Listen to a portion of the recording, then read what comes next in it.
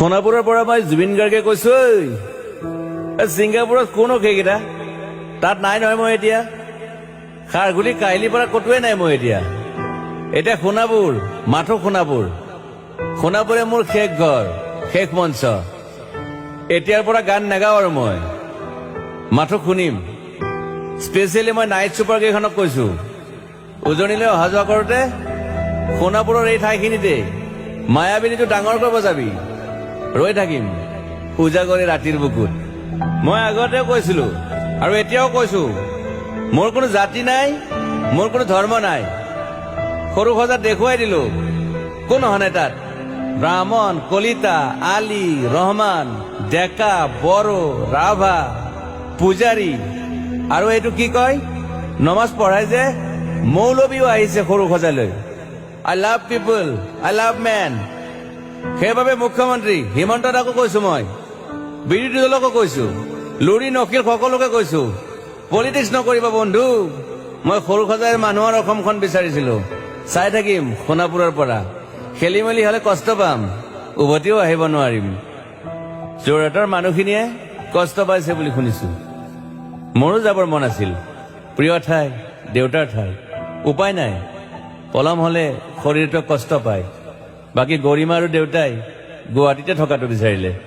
একো নাই, গুৱাহাটীলৈ আহিলে মাত দি যাব। সোণাপুৰতে থাকিম। আৰু এটা কথা, যোৰহাটত প্ৰতিমূৰ্তি এটা হ'ব বুলি শুনিছো। গুচি যাম কেতিয়াবা। কেণ্টা কাকো খাতিৰ নকৰো। মায়াবিনী ৰাতি ধুমুহাৰ সতে। মাজুলীবাসীয়ে দুখ নকৰিব দেই, মনত পৰিলে গাই দিব মাজুলীৰ এজনী ছোৱালী। নিমাতী ঘাটলৈ যাব নোৱাৰিম আৰু। একো নাই, মোক প্ৰতিটো বসন্ততে পাব অসমবাসীয়ে। শৰতত গাইছো, বহাগত গাইছো, ৰ'দত গাইছো, বৰষুণত গাইছো। দুখৰ গান, সুখৰ গান, শিশু, মুক্তি, মায়া, অনামিকা। মাথো নতুন গান গাব নোৱাৰিম, বন্ধ হৈ থাকিল চেলা সকলো। এতিয়াৰ পৰা আৰু শুনিম শেষ মঞ্চখনৰ পৰা। সোণাপুৰেৰে পাৰ হৈ গলে গাই যাব কেতিয়াবা ধুমুহাৰ সতে। মাজতে সাঁথৰ এটা কওঁ, ছিংগাপুৰত মই অন্তদাই কোৱা মতে নৰ্থ ইষ্ট ফেষ্টিভেল আছিল। মই আগতেও কৈছো, সাগৰ মোৰ প্ৰিয়। সিদ্ধাৰ্থ, শেখৰ, মই একেলগে সাগৰ গলো। পিছত গম পালো খেন্থা মই মৰি থাকিলো বোলে। বাকী নাজানো ক'ত কি হল। শেখৰো নাই, সিদ্ধাৰ্থো নাই।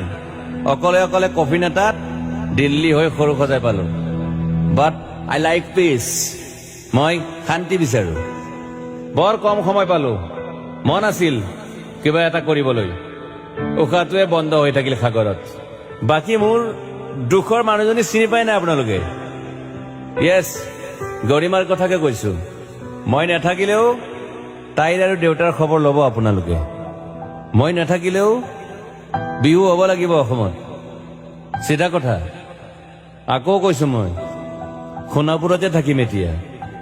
মোৰ সমাধিৰ ওচৰৰে গলে গাই যাব সকলোৱে মায়াবিনী ৰাতিৰ বুকুত।